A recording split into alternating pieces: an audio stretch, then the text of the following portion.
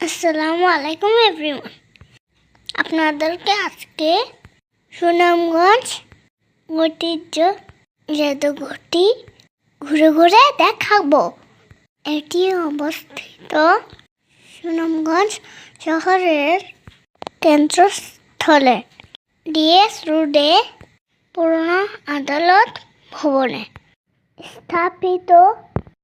জেলার হারিয়ে যাওয়া সংস্কৃতি, ঐতিহ্য ও হাওরের জীবব বৈচিত্র্য, যেমন মিঠা পানির 36 প্রজাতির মাছ সংরক্ষণ ও প্রদর্শন করা, পুরনো দিনের আসবাবপত্র, বাদ্যযন্ত্র, ইলেকট্রনিক গ্যাজেট যেমন রেডিও, টেলিফোন, টিভি, টাইপরাইটার, পুরনো ডাক বাক্স এবং বিলুপ্ত প্রায় মাছ এখানে সংরক্ষিত আছে। এটি 150 বছরের পুরনো পরিত্যক্ত ব্রিটিশ আমলের ভবনটিকে রক্ষা করে নতুন আঙ্গিকে সাজানো হয়েছে। 2017 সাল থেকে এটি জাতীয় জাদুঘরের শাখা হিসেবে অনুমোদিত। দেশ বিদেশ থেকে আসা দর্শনার্থীরা জাদুঘরে ভিড় পড়েন, যা হাওর অঞ্চলের সমৃদ্ধ ঐতিহ্যকে তুলে ধরে।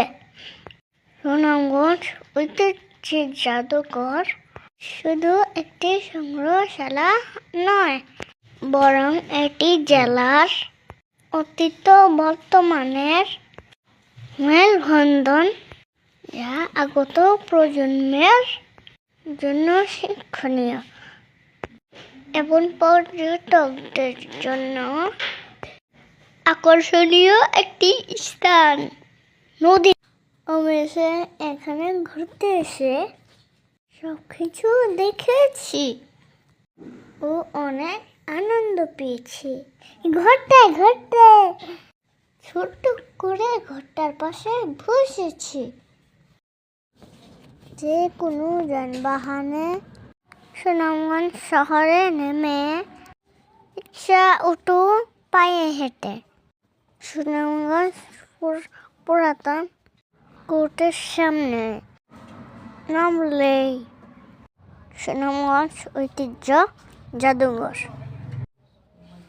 প্রবেশ মূল্য অনলি 20 টাকা। দেশে জেলাপথে এমন জাদুঘর এটাই প্রথম, জানিয়ে উদ্যোক্তারা বলেছেন। ঐতিহ্যবাহী স্থাপনা ও হাওর অঞ্চলের ঐতিহ্যকে নতুন প্রজন্মের কাছে তুলে ধরতেই এমন উদ্যোগ। জাদুঘরটি 6 কক্ষ বিশিষ্ট। সুনামগঞ্জের সংস্কৃতির ইতিহাস অনেক পুরনো। এই জাদুঘরে হারিয়ে যাওয়া সংস্কৃতি তুলে ধরা হয়েছে। আপনারাও এখানে এসে ঘুরে দেখতে পারেন, অবশ্যই ভালো লাগবে। হারিয়ে যাওয়া সংস্কৃতি দেখতে পারবেন। সবাই ভালো থাকবেন, আমার জন্য দোয়া করবেন, আর বেশি বেশি লাইক কমেন্ট শেয়ার করবেন। সবাইকে আসসালামু আলাইকুম।